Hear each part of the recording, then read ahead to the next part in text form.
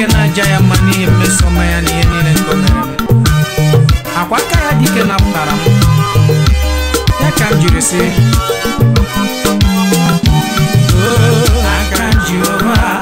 aka Jehova neme maka ya onu ebube ya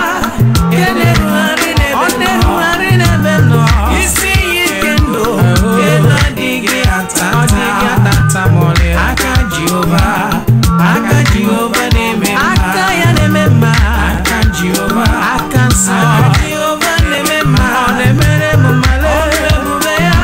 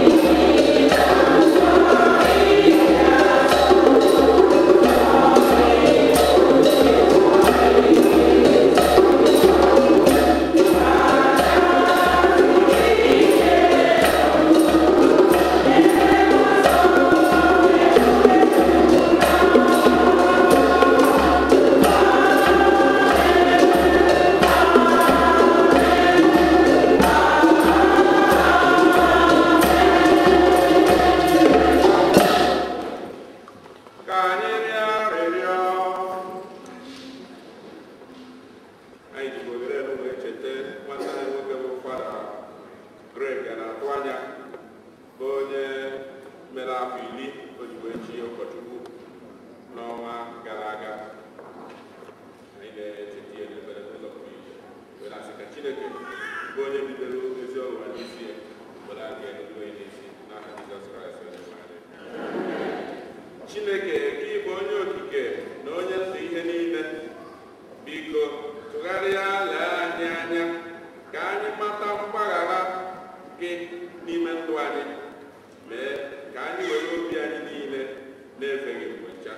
Anyị na-ayọ nke a site na iwe na Jesu Kristi nwa gị, onye gị na ya dị ndụ na-achị ịdịkọ n'obi nke Mmụọ Nsọ, otu Chukwu site n'ụwa ka ụwa niile.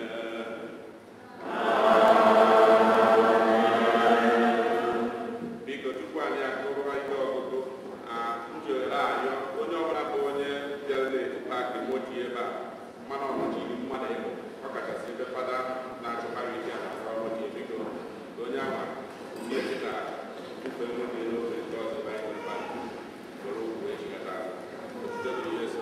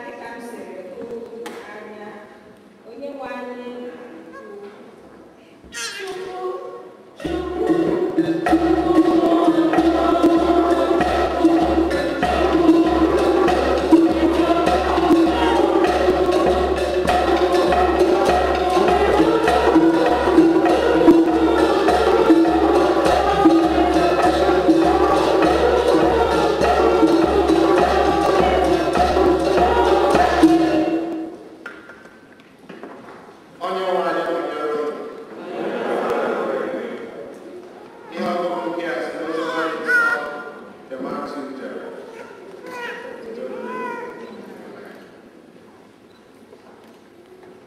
Pita bịakwutere Jesu jụọ ya sị, onye nwe anyị, ugboro ole ka nwanne m ga-emehie megide m mgbaghara ya? Ọ bụ ugboro 7?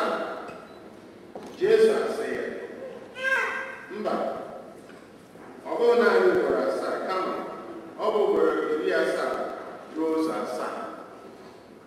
N'ihi ya, e nwere ike iwere alaeze n'igwe tụnyere otu eze kpebiri na ya na ụmụ odibo ya ga-apịazi akụ ya. Mgbe a malitere ịpịa aka, a pụtara ya otu nwa odibo ya dị ụgwọ ruru nde naira 2. Ma nwa odibo ahụ enweghị ego o ji akwụ ụgwọ ahụ. Nna ya ukwu tiri iwu ka e ree nwa odibo ahụ na nwunye ya na ụmụ ya ihe niile ọ nwere iji were ego eji akwụ ụgwọ ahụ o ji. Ma odibo ahụ bara n'ala n'ụkwụ nna ya ukwu rịọba ya sị, nna m ukwu, biko nwee ndidi, aga m akwụcha gị ụgwọ niile m ji. N'ihi ya, onye nwe odibo ahụ chidere ebere gbaghara ya ụgwọ niile ahụ o ji ya, hapụ ya ọnaa. Ma nwa odibo ahụ pụrụ hụ odibo ibe ya ọzọ ji ya ụgwọ 1,000 naira. O wee jidesie ya aka ike, machie ya aka n'akpịrị, sị ya, kwụọ m ụgwọ ije m. Nwa odibo ibe ya ahụ wee gaa n'ala rịọba ya sị, biko nwee ndidi, aga m akwụ gị ụgwọ gị. Ma o kweghị, kama o jere tụba ya n'ụlọ mkpọrọ ruo mgbe ọ pụtara ụgwọ niile ahụ o ji. Mgbe odibo ibe ya hụrụ ihe merenụ, o wutere ha ihe nne. Ha jere kọrọ nna ha ukwu ihe niile nwa odibo ahụ mere. Nna ha ukwu gwara odibo ahụ gasị ya, ajọ odibo, agbaghara m gị ihe ụgwọ niile iche n'ihi na ị rịọrọ m mgbaghara. Ị cheghị na ọ kwesịrị ka ị nwee obi ebere na ahụ nwa odibo ibe gị dịka m onwe m si wee mere gị ebere?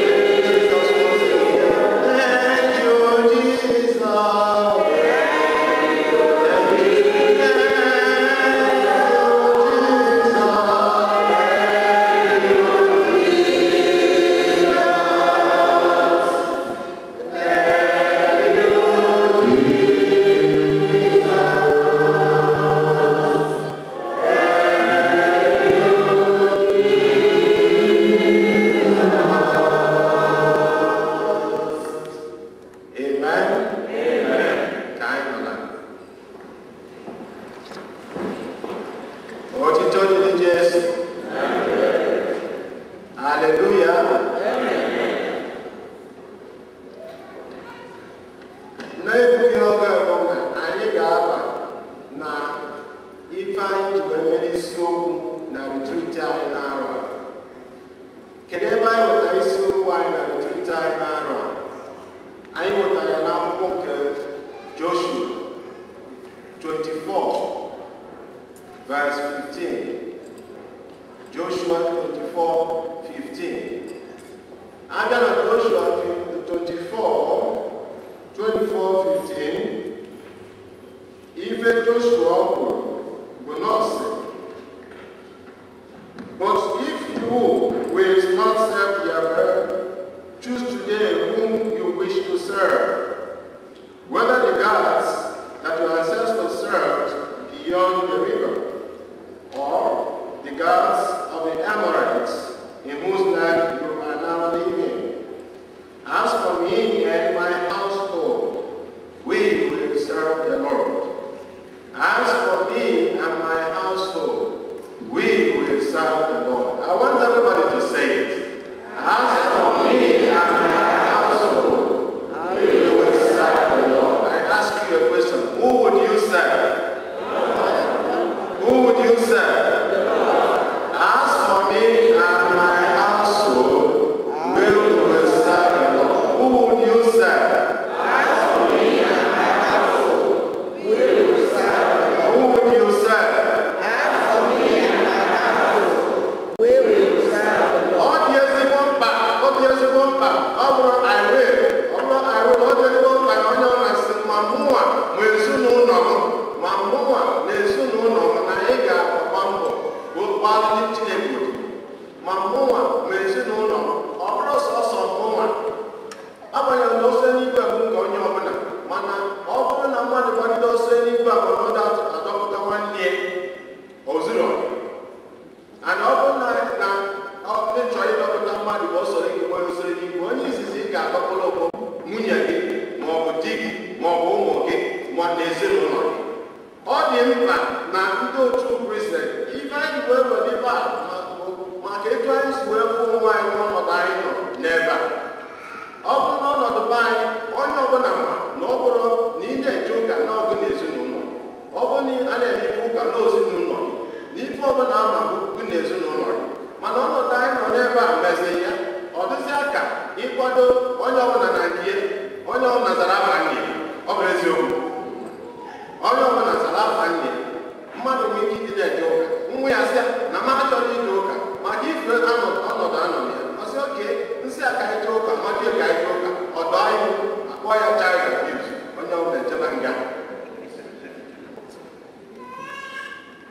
mana ihe akwụkwọ nsọ gwara anyị bụ onye ọbụla mụnwa na ezinụlọ m ife anyị nwa ji wee tolite bụ mụnwa na ezinụlọ m ife nwa dị nọ n'ebe a kịta mbụ maka na nne na nna gị bụ nyanwa na fanwa na ezinụlọ ha kwụsie ike na ezinụlọ m ga-agwa Chineke ọ bụrụ sọsọ di ọ bụrụ sọsọ nwunye ezinụlọ ga-agwa Chineke ezinụlọ dị Chineke mkpa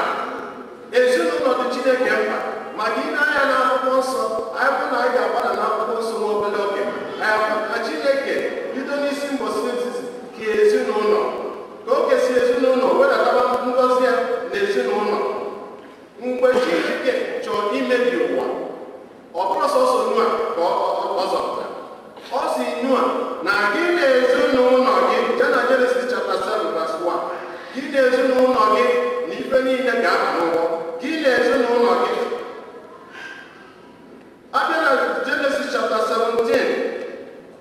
mgbe Chineke na-agwa Abraham wee na-abịa n'oge ekpebi iwu n'oge eme circumcision ọ sịrị ya sọsọ gị nwa ọ sị ya gị nwa na ezinụlọ gị ga-eme circumcision ezinụlọ gị Genesis chapter 17 abịa na Exodus chapter 12 mgbe Chineke chọrọ ịzọpụta ndị ụmụ Israel ọ sịrị onye ọbụla gwara ya bụ akụrụdie ọ sị ezinụlọ ọbụla Exodus 12 3-7 ezinụlọ ọbụla ga-ewere ofu nwa atụrụ wee kache ya dịka ezinụlọ.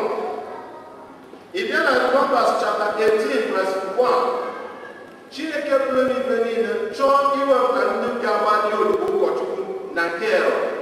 wee sị na ezinụlọ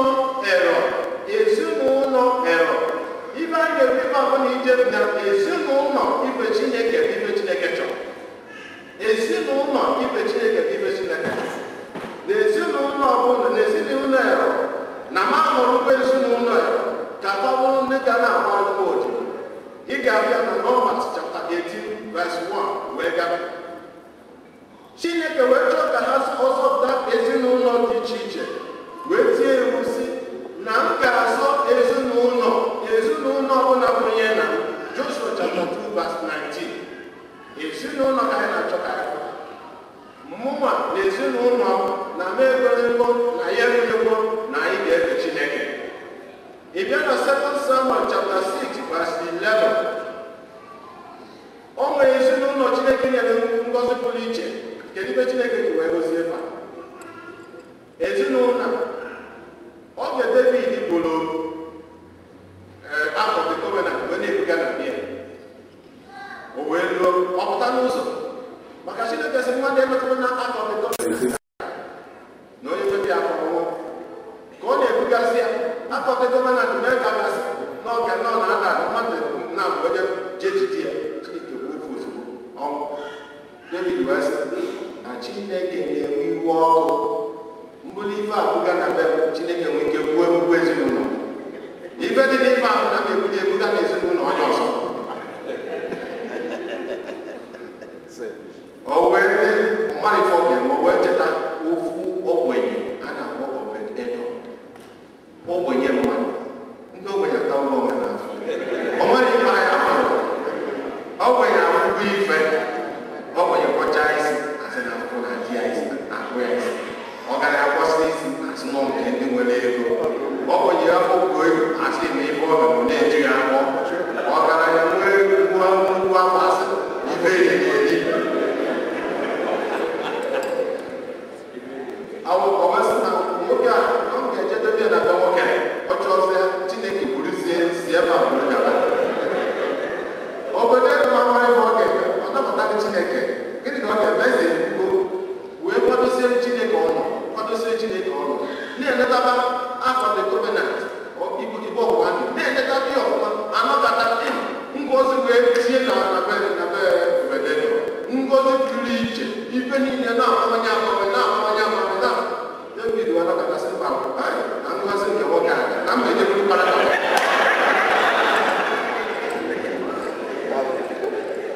mana ife nchọ ibu nọọ ezinụlọ ya ka Chineke gosi. 2 Samuel 6:11.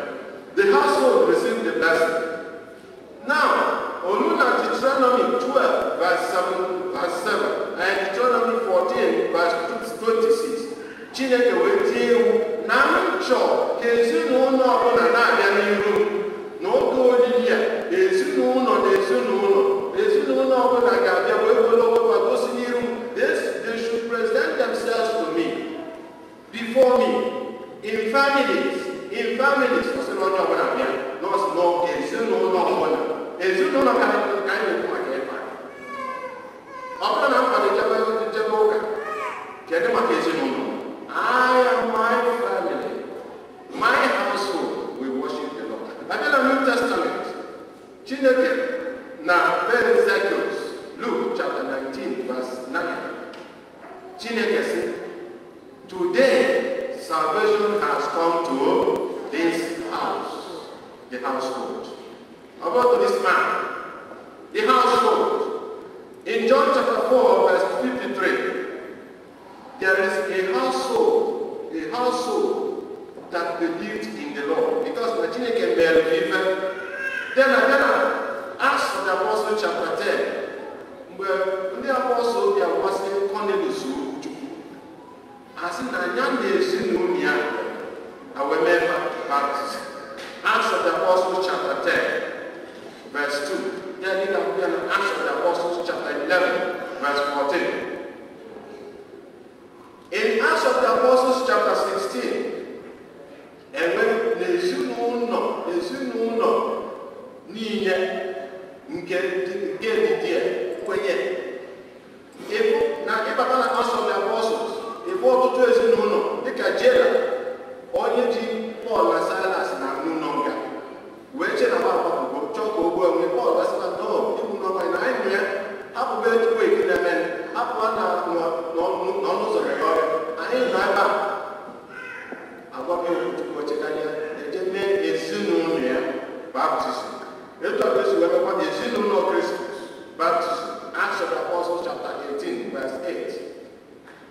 Then na Acts of the Apostles chapter 2 verse 39 akwụkwọ nsọ wee sị anyị na onye ọbụla kwere ezinụlọ ọbụla kwere na m ga-ezitekwa nsọ, I will pour my spirit upon all the families, all the households, all the members of the families, not just the individuals. Ka Jesu Kristi na-eziga ụmụ ọzọ ya na Luke chapter 10 from verse 5. Ọsịkwa ezinụlọ unu bata nye n'udo, udo dị n'ezinụlọ. Udo dị n'ezinụlọ. N'ihi na abata n'ezinụlọ, udo dị n'ezinụlọ. N'ezinụlọ dị Jesu Kristi mkpa, ezinụlọ dị Chukwu mkpa, ezinụlọ dị onye nwe anyị mkpa karịsịa. Ka ezinụlọ na-enweta ngozi, ka ezinụlọ na-enweta nchegharị, ka ezinụlọ na-enweta ọganihu, Chineke nwere gosi eme na ọ bụrụ na ezinụlọ na-agbara ọkụ usobekwa ezinụlọ ahụ. Ije na Genesis chapter 12 verse 17 akwụkwọ nsọ sị na Chukwu nta Fero na ezinụlọ ya maka ibi gịnị? Maka ifi na Abraham na-atụ egwu Sera maka Abraham wee bata na anyị ọfụ na nke Fero wee chee na ọ bụrụ na m agwa Fero na onye abụ nwunye na Fero ga-ewu ọwa n'ọnwunye wee sị nwunye m adịkwa onye kwesịrị n'ịbụ nwanne m nwaanyị, biko ka ndụ m fọrọ m. O wee kwuo ya ọsị nwanne m nwaanyị Fero wee kpọrọ nwunye Abraham jedebe olu n'ahịa si ahụ Chineke wee kpọọ n'isi ego famili mkpu wee dapọ. Genesis 12:17. In Genesis 20:18, the same thing. In Genesis, in 2 Samuel chapter 12, verse 10 forward, David ma ifi njọ mere Chineke wee sị ya m ga-akpọ n'isi ezinụlọ ofu onye nwere ike ịghọta ngọzi ezinụlọ, ofu onye nwere ike ịghọta n'ọrụ. Ezinụlọ dị mkpa. Olu na 1 Kings chapter 13 verse 14 verse 34 and chapter 14 verse 14 Chineke wee sị maka ife ibe Jeroboam mere wee mee ka ụmụ Israel mee njọ, m ga-ata ezinụlọ ya. Na 1 Kings chapter 21 verse 22 Chineke kwukwa na house of Ahab maka ife na aha mgbe ibe ajọ njọ wee jegbuo Nabọt na di ya anya na m ga-ata ezinụlọ ya. Ezinụlọ dabịa na Deuteronomy chapter 11 verse 6 o nwere ezinụlọ ole ma ole pụtara na-agbara Moses mgba si kedu ife bụ na Moses amaghị ka mmadụ zuru ike, kedu ife bụ na ọkọlọ nọ na-enye anyị nsogbu, ka ife bụ na Chineke kwụsịrị ya ka ọ na-afụ okwu na anyị ga-achọ ka isi taa. Chineke wee sị onye ọbụla pụta, ndị ahụ na-esi ọrụ. Akwụkwọ nsọ wee sị anyị wee mere ọrụ nye mmadụ niile, ezinụlọ niile na nsogbu. Mana nke dị egwu bụ nke mere na 1 Samuel chapter 2 from verse 19 to 1 Samuel chapter 4, the story of Eli. Eli na-agba mbọ ụlọ ụkọchukwu dị asọ na-asọpụrụ Chukwu, mana ụmụ ofe ife Eli nyere ụmụ ya. Ụmụ ya wee dị na-emebisi ọka, na-emebisi aja na-atụ Chineke, na-emebisi ife niile. Ndị mmadụ na-akọmplen Eli nyere ụmụ ya, ọ na-ekpe ekpere nke ya, na-edozi onwe ya, dola onwe ya asị, mana ụmụ ya na-emebisi ife. Chineke wee sị maka ife a Eli mere na m na-akwado m ga-anapụ ụkọchukwu m ga-eme nwee na ma ụmụ ya ma mmadụ niile nọ n'ezinụlọ ahụ m ga-ewepụta ịkapụ the glory request. Ụmụnne na Kristi, anyị ga-ayịba ka e nwee ike ikwuru na ekwu ife na-eme eme, maka na ọ bụrụ na anyị akwụrụ ife na-eme eme ife niile anyị na-ekwe ife niile n'etu aka ọ dị n'otu aka ọ dị. Ọ bụrụ etu aka ọ dị, unu ma na ọ bụrụ etu aka ọ dị. Onye ọbụla nọ n'ebe a ma na ọ bụrụ etu aka ọ dị. Anyị bata n'obodo a na-eme anyị bụ ndị anyị abụgo ndị obodo anyị abụgo ndị obodo tinye aka na mana etu aka anyị nwere etu aka esuzulite etu aka esuzulite ife a bụ ife anyị ma na-eme eme ife anyị mazi eme maka na anyị mabụ ndị otu anyị mabụ ndị gbogbo ọgbakarịa onye nwe egwu ọmụta ọgbakarịa nke anyị na-emekarịa anyị nweta mma anyị emekarịa anyị mụta ntọ anyị emekarịa ife niile ọmụta ọgbakarịa abịazịa onye Chineke onye ọbụla onye Chineke nye onyinye ka ọ malie azụlite n'ụka ọbata n'ụlọ ụka na-eme ifesọ ya onye nwe omenala ọbata n'obodo na-eme ifesọ ya maka ifi nọọsụ na ebe anyị ọ bụrụ ọzọ obodo anyị ọ bụrụ ọzọ obodo anyị ha nọ n'obodo oyibo dị afọ na anyị n'obodo oyibo dị afọ ịpụta na saịbọọdụ ede ebe a na njikọta dị na nwunye na ife dị ịchọ divọs 3.99 Inayos, no, ego 399. 399 for apostling to divide your family. That's not for them. Itu akan isu itu. Awalnya kita mau memasukkan, not Oboda the best place to get married, the worst place to get married, and the good place to get married. The best place to get married, but I don't want to get respect on me. Obodo man, people need respect on me because they just get respect on me. About them can only do the best place. Why you put respect on me? The worst place, because 399 is there. It's a signboard there. It's still going to cost. And the man was not that you give as 399, what 399. Simple. Another. Or if on your marriage. The worst place. Now what do we have not at now who insurance? Now who get insurance? Would you work your way up? More woman, who will insurance? The worst place. Now what can make that we manage? I took me up to no money, the worst place. The good place, but now because they have respect, you want money for them. Only on the respect on me. Even if I was in the bar, on the or building a soil, before that you work out to work out, everything you can never must look at it, who will the rules of anything on it. That's it, like Madame Dodson and Robert, okay, one hour after. You can't have each. Onye gọọ anyị ebe Anatoli mụ na enyi nwoke mụ na ebiri abụọzi ife a na-ekwu n'ụka ka ma na ụka ọgụgụ na Chineke ka ọ dị onye gwalịrị omenala anyị onye asịrị mie onye akụziri gị onye akụziri m ife na-eme n'obodo a na-agbafe okwu ya site na anyị nọkwara first generation ndị bata n'obodo a first generation maka gịnị ndị ọzọ ndị niile a na-abịa na-ana anyị nwabụ ndị isi bịa bile ebili ndị ọzọ bịa na-ebi first generation oluo na 10th generation ayabụsọ mmadụ ọmụta ọgbakarịa ife dị iche iche na-eme ụmụnne nna Kristi ka anyị zụọ n'ọnwa anyị n'ezinụlọ ka anyị pụta mee ife ọmụme dị ose eme enwere triti yesterday mmadụ na-ebe onye ọbụla njem onwe ndị mmụọ ọrụ nwee ndị ọrụ onwe ndị chebe ọrụ nwee ndị echebe ọrụ onwe ndị ọgbanye papa na-eme onwe ndị ọchọpụrụ akpọrọ edibe a na-eme ilekwa ndị ọzọ anya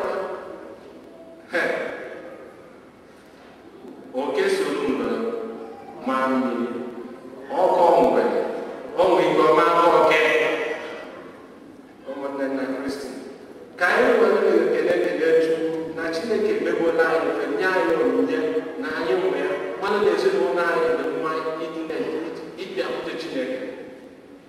ndị anyị na-afa na-eme ife ụfọdụ obodo akagbu ụka almost 2,000 years.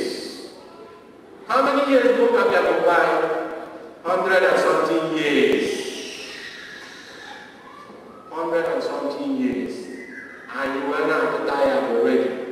And I told you what I can't qualify if I get them. If I was in line, I won't get to blind even. Now, walking when needed. What I just can't wake is or one is raising on my yes, you know, I didn't have to check. Now, Jesus Christ, I am alive. Amen.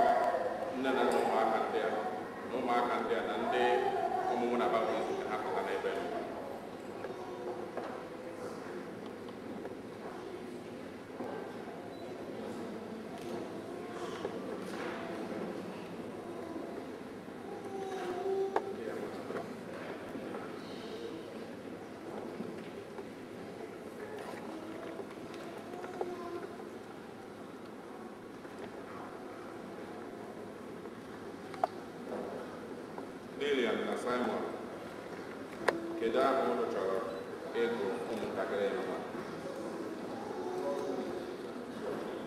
Rosemary, Michelle. Face ya n'ebe.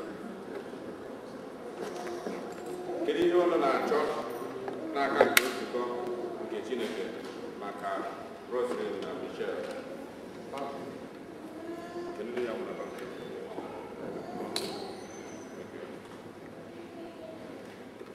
Ndị ọmụmụ na baptizim ọnụ dịkwa nkwadobe inyere nne na nna Michelle na Rosemary aka n'ọrụ ịzụ ha n'Igbo ka m zụrụ sa na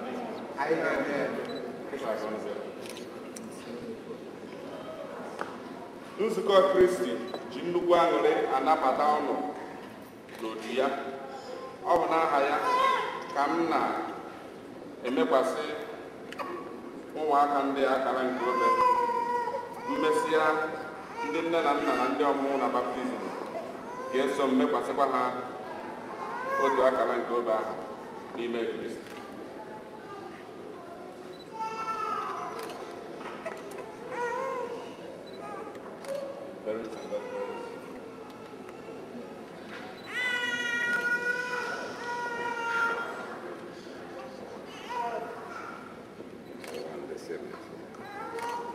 Ụmụnna m ndị m hụrụ n'anya, ka anyị bekuwe ebere nke Onyenwe anyị Jesu Kristi maka ụmụntakịrị ndị a na-aga ịnata baptizim, maka ndị nne na nna ha, ya na maka ndị ọmụmụ na baptizim na anyị niile nọkwa n'ụlọ ụka ebe n'ụwa.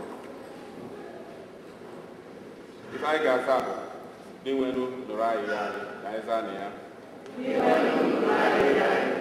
Site na nchọwapụta ihe omimi nke ọnwụ na mbilite n'ọnwụ gị, anyị na-ayọ gị dị nwenu ka inye ụmụntakịrị ndị a ndụ ọhụrụ nke baptizim wee kpọbata ha n'ime nzukọ gị dị asọ. Anyị ayọ biko dị nwenu. site na baptizim na ido ike mee ha ndị ụmụazụ gị guzosiri ike na ndị akaebe nke ozi ọma gị. Anyị arịọ biko gị nwere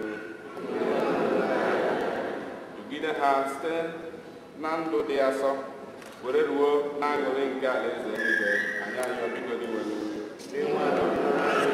mee ka nne na nna ndị ọmụmụ na baptizim tọọrọ ụmụaka ndị a eziokwu nke okwukwe. Anyị arịọ biko gị nwere were ịhụnanya gị chekwakwa ezinụlọ ụmụaka ndị a mgbe niile. Anyị arịọ biko gị nwere anyị na-arịọkwasị gị maka ndị niile bụ ndị yọrọ anyị na ajamasị a ka anyị cheta ha n'ekpere. Ezinụlọ ndị be Chime, ezinụlọ ndị be nke ọ dị, ezinụlọ ndị be Aneki na ezinụlọ ndị be Ibero. Anyị arịọ biko gị nwere ka gracia anyị natara mbọsị baptizim anyị dịkwa ọhụrụ n'ime ndụ anyị. Anyị arịọ biko gị nwere anyị na-arịọkwasị maka ụmụnne anyị ndị nwụrụ anwụ, ọkachasị ndị otu anyị bụ Samuel Utomi, Victor Odowa, nakwasị ndị niile bụ ndị gafuru ndụ ha n'afọ 10 gara aga na New York, Pennsylvania na Washington DC. Anyị arịọ biko gị nwere Maria dị asọ nne nke Chukwu yọbara anyị ayịyọ, Josef dị asọ yọbara anyị ayịyọ, John the Baptist dị asọ yọbara anyị ayịyọ, Peter na Paul dị asọ yọbara anyị ayịyọ. Ka anyị ya ayịyọ. Chineke ji ike niile, onye dị ụwa dị ụwa, nke onye zitere nwa gị n'ụwa ka ọ chụpụrụ anyị ike nke ekwensu, mmụọ nke ihe ọjọọ, si n'ọchịchị kpọpụta mmadụ kpọbaa ya n'ihe alaeze nke gị dị otito. Anyị ji umeala arịọ gị maka ụmụntakịrị ndị enụnwa anyị ga ime mmiri Chukwu, sachapụ ha nlakụrụ njọ ekere ụwa. Biko mee ka ụlọ nsọ nke ebube eze gị site mmụọ nsọ ka o biri n'ime ha. Anyị na-arịọ gị nke a site na Jesu Kristi onye nwe anyị. Amen.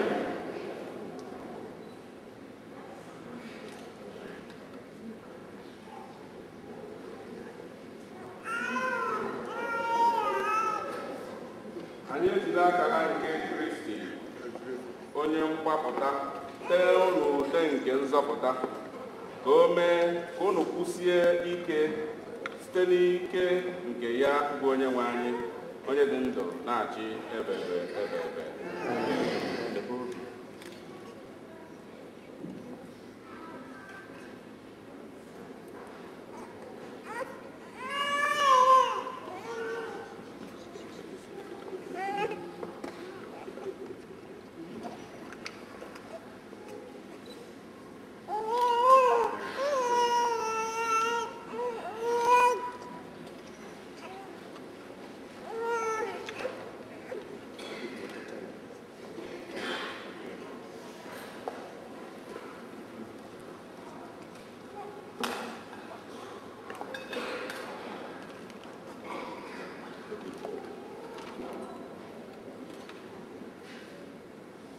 Ụmụnna m ndị m hụrụ n'anya, ka anyị rịọ Osebụrụ Chineke dị ike niile ka onye jupụta ụmụntakịrị ndị a na ndụ ọhụrụ site na mmiri na mmụọ nsọ ka anyị debe inye ha.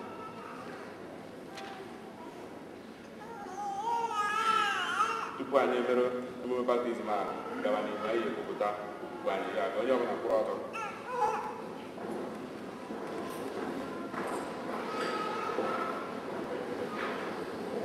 Ndị nne na nna na ndị ọmụmụ na baptizim na ụmụnne m na Kristi m hụrụ n'anya, ụmụntakịrị ndị a akpọtara n'ebe a ga-esi na mmiri na mmụọ nsọ nata ndụ ọhụrụ n'aka Chineke onye hụrụ anyị n'anya. Unu ga-agba nnọọ mbọ nke ukwuu zụọ ha n'okwukwe, ka ndị gracia ahụ ghara inwekwa mmetọ nke njọ na-eweta, bịa na-abawanye n'ime obi ha kwa ụbọchị kwa ụbọchị. Ya bụ, ọ bụrụ na ụnụ dị nkwadobe iwere ọrụ ụnụnwa n'ihi okwukwe ụnụ na okwukwe ụnụ nwere ka anyị kpasapụ obi anyị ugbu a wee zaa ajụjụ ndị a. Unu ajụrụ Ekwensu n'ọrụ ya niile? Unu ajụla njọ ka unu bịazie biwe ndụ inwere onwe unu n'ime Chineke? Unu ajụrụ Ekwensu onye bụ ya kpatara njọ bịa bụrụkwa onye isi njọ?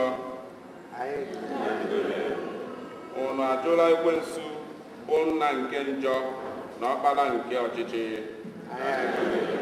Unu kwere na Chukwu Nna onye pụrụ ime ihe niile, onye kere eluigwe na ala? Unu kwere na Jesu Kristi so otu nwa ya dị nwe naanị, onye nke Virgin Maria mụrụ, akpọgbuo ya n'obe, nwụọ, o si na ndị nwụrụ anwụ pụta, lagoo n'eluigwe na n'aka ndị Chukwu Nna? Unu kwere na mmụọ nsọ nke nzukọ nsọ Katọlik, na mmekọ nke ndị nsọ, na mgbaghara nke njọ, na mbilite n'ọnwụ nke ahụ, na ndụ ebe ebe? Nke a bụ okpukpe anyị. Nke a bụ okpukpe nke nzukọ, okpukpe nke anyị ji ngori na-ekwupụta n'aha Jesu Kristi onye nwe anyị. Lilian na Simon, ugbu anyị ekwupụtago okpukpe anyị. Unu ka chọrọ ka e mee ụmụaka ndị a mmiri Chukwu na okwukwe nke nzukọ na okwukwe nke anyị kwupụtara ugbu a. One by one ebe a.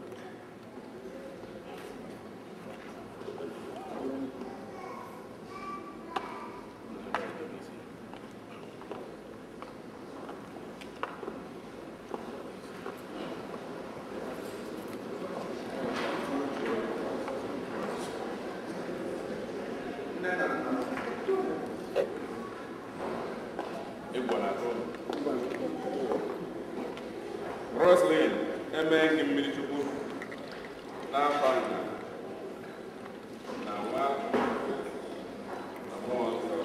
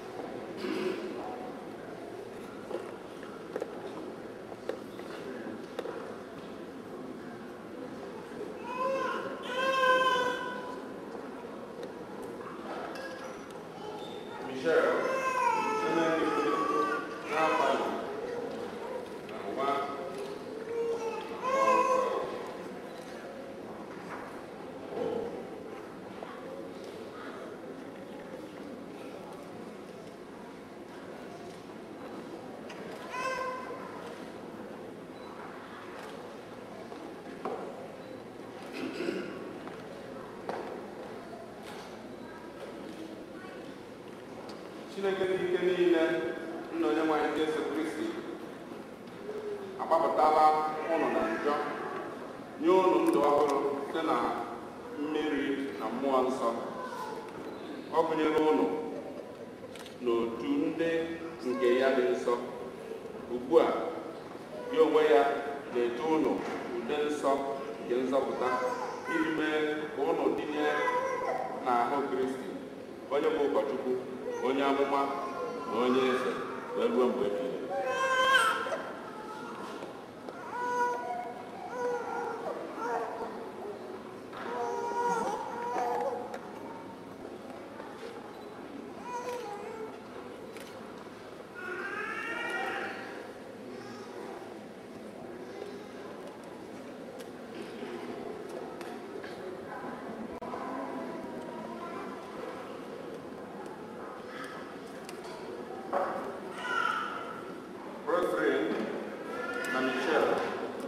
Emeela ka ụnụ bụrụ mmadụ ọhụụ.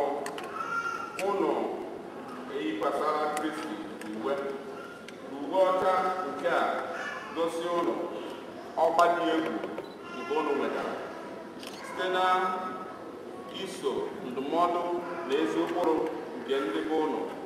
Ụnụ na ụnụ yigidere n'ụwa a na-emetọghị ya wee ruo na ndụ ebe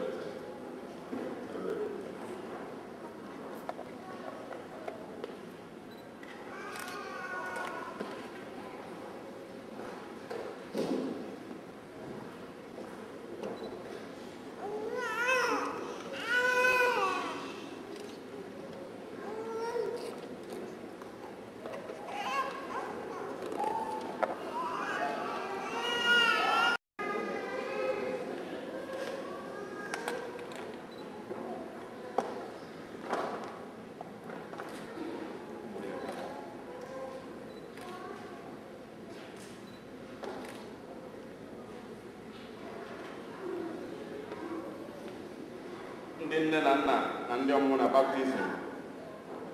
Ọ bụ ụnụ ka ọ dịrị ịhụ na ọkụ ndị a amụnyere ugbu a na-enwu enwu mgbe ọbụla na ndụ ụmụaka ndị a.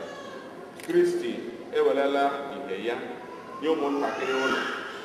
Kụzienụ na ha na-aga ije mgbe niile dịka ụmụ nke ihe, ka ọ ga-abụ ha kwụsigide ike n'okwukwe ruo mgbe onye nwe anyị ga-alaghachi. Esoro ndị nsọ niile zute ya n'alaeze nke iwere site na Jesu Kristi onye nwe anyị. Onye nwe anyị Jesu Kristi mere ndị ndị chiri anụmakwa ihe, mee ndị ogbi akwụwa okwu. Ọ ga-emeghe ntị ụlọ.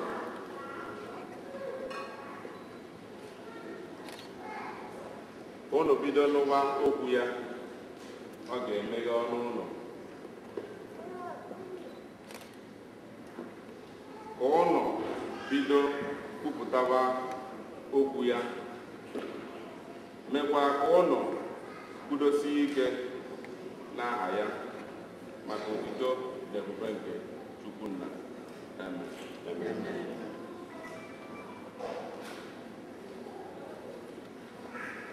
Ndị mere baptizim na Kristi eyinyela Kristi dịka uwe. Ka anyị too Chukwu. Hallelujah, hallelujah. Let us clap for the newest members. Hallelujah.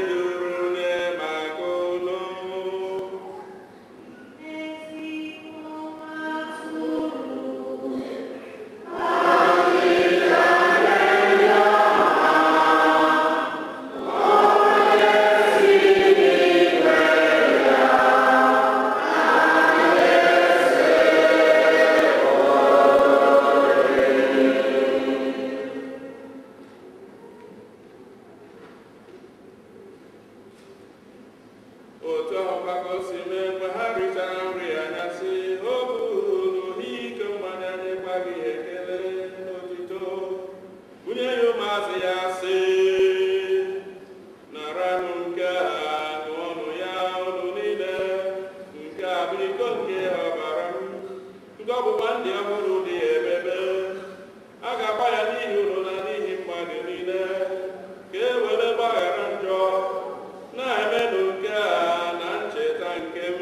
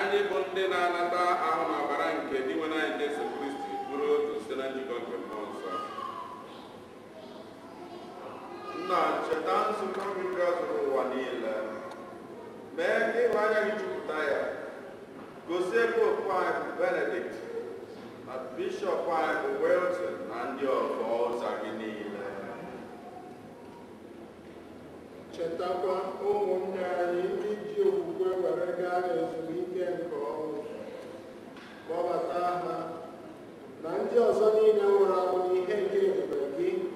Biko mere anyị niile ebere ka anyị soro Virgin Maria dị ngọzi, nne nke Chukwu, na ndị apọstụl na ndị nsọ gị niile ndị mere uche gị n'ụwa were keta ndụ ebe. Ka anyị soro ha na-eto gị na-ego gị egbe site na Jesu Kristi.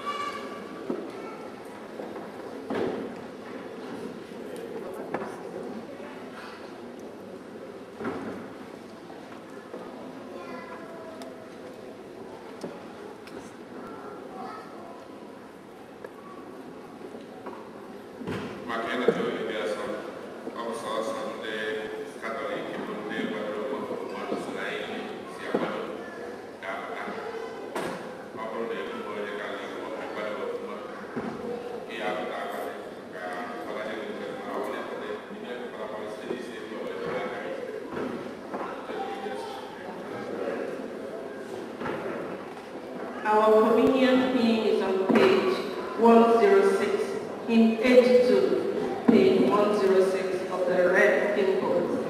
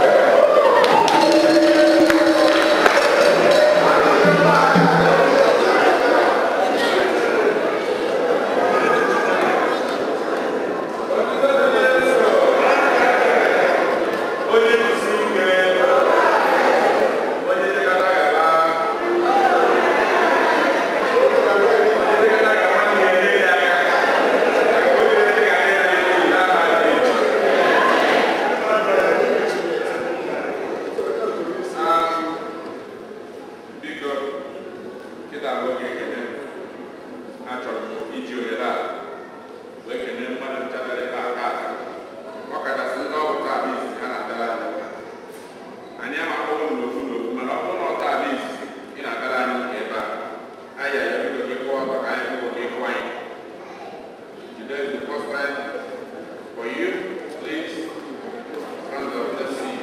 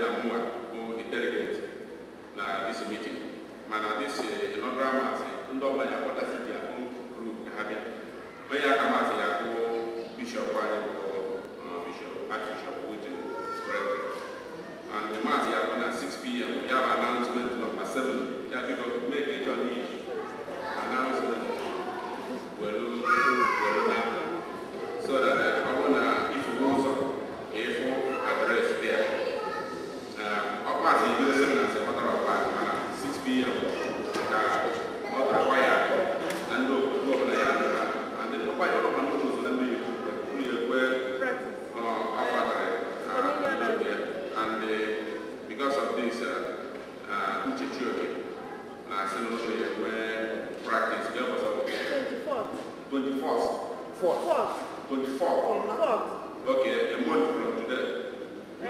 No, in 2 weeks. In 2 weeks? Yes. Okay, 24th of October, of September, we have choir practice. Eba.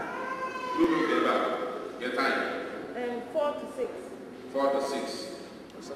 Here, another announcement there, which was not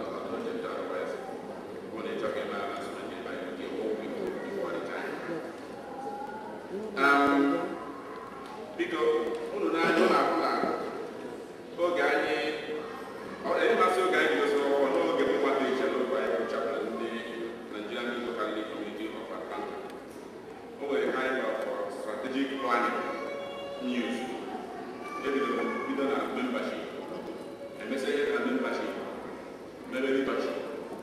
Back as you put down flying jack of your basement to Moscow. Mr. Liturgy, remember the structure. Remember the structure, and then finance. And I never go back out of the and you agree with me and I succeed. So the last but not the least, the whole spirituality. And I dream from our own spirituality. And also part of structure. Constitutional general meeting in the Nigerian Democratic Community of Atlanta. But they are not. Now, and that's not what I was out to 2 o'clock. And people now know that I'm saying, so, what we have to let right. That's one guy there, I'm general meeting, but now, and guy there, them money. Opportunity, the Nigerian Democratic Community, do them over highest way they can move forward. I will go to person is a TV, I want to know no ground. I make it far on market is move forward. So, any volunteers who you go to meeting and appear now. No matter why you can say now. October, March, October. That's why you have October 29, 2011. These are 3 p.m. We run at 9 p.m. And the place where I have to take your work at you to 4 years and you then look at it. And now,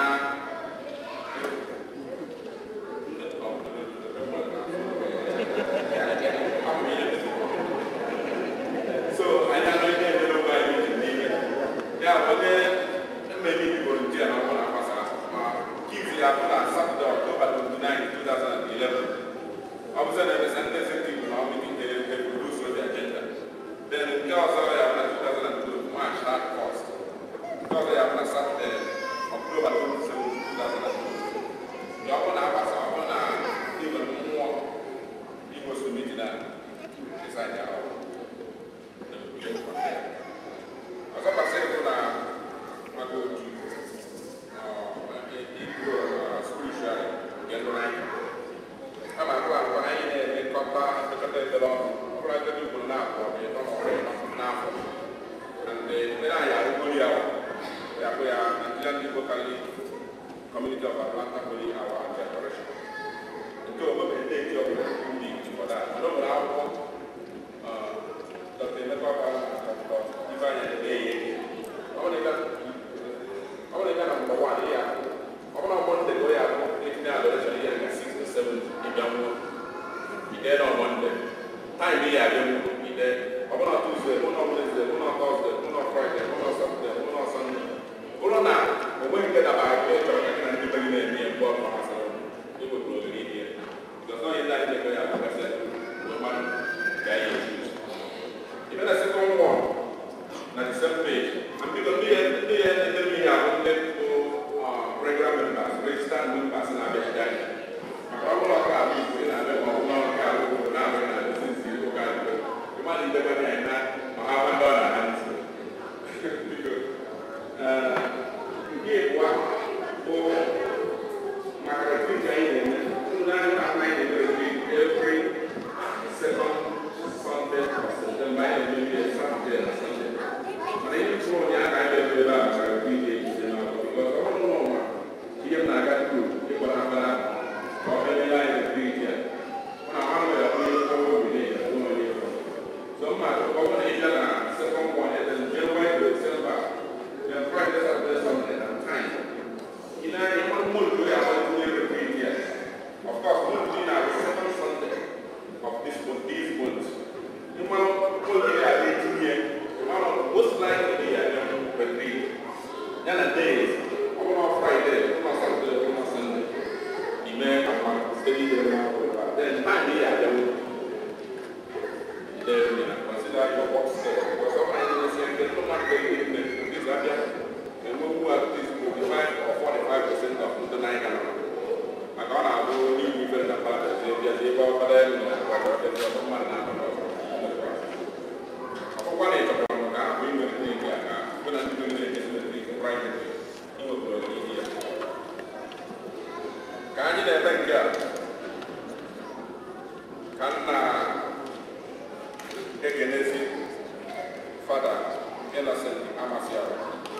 Welcome back home.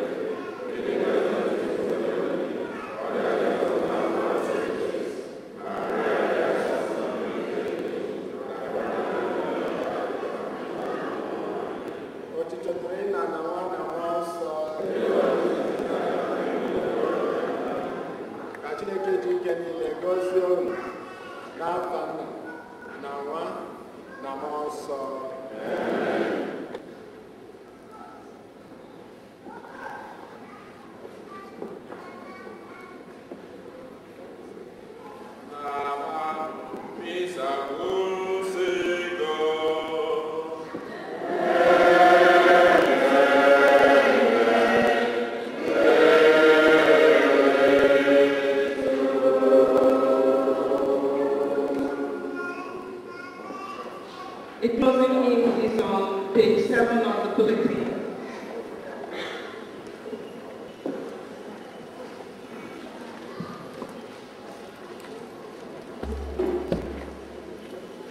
Yeah.